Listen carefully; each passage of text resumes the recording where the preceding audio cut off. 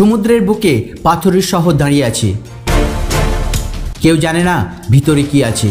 আমি সুমন্ত আজ সন্ধ্যায় আপনাদের নিয়ে চলেছি এমন এক জায়গায় যার পাথর নীরব, কিন্তু তার বুকে লুকিয়ে আছে শত শত বছরের গোপন ইতিহাস। আরব সাগরের বুকে দাঁড়িয়ে আছে সিন্ধু দুর্গ, শিবাজির জল দুর্গ।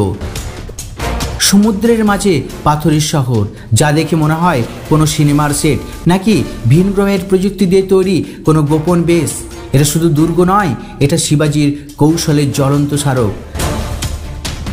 লোকেরা বলে সমুদ্রের ঢেউয়ের নিচে আছে লুকানো সুড়ঙ্গ, দুর্গের ভেতরে এমন ঘর যার দরজা দেখা যায় খোলা যায় না। আবার কেউ কেউ শপথ করে বলে রাতে ওই দুর্গের দেয়াল থেকে ভেসে আসে অদ্ভুত শব্দ, যেন কেউ এখনো পাহারা দিচ্ছে।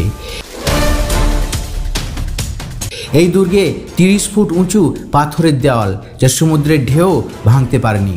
5000 শ্রমিক, 2000 মিস্ত্রি মিলে 3 বছর ধরে তৈরি করেছিল এটা। ভিতরে এমন কিছু ঘর, সুড়ঙ্গ, গোপন দরজা আছে যার অবস্থান আজও সম্পূর্ণ জানা যায়নি। শোনা যায় শিবাজি সেনারা সমুদ্রপথে এসে এই দুর্গে লুকিয়ে পড়ত। শত্রু সেনারা বুঝতেই পারত না সৈন্য উধাও হলো কোথায়। কেউ কেউ বলে সমুদ্রের নিচে এখনও পুরনো অস্ত্র, মানচিত্র, গুপ্তধনের বাক্স লুকিয়ে আছে।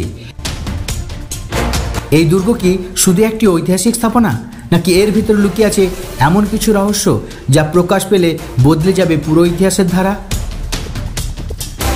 আপনি কি ভাবেন কমেন্টে জানান। আমি সুমন্ত, আবার ফিরবো নতুন সন্ধ্যায় নতুন আলোর খোঁজে। জয় শিবাজি মহারাজের জয়।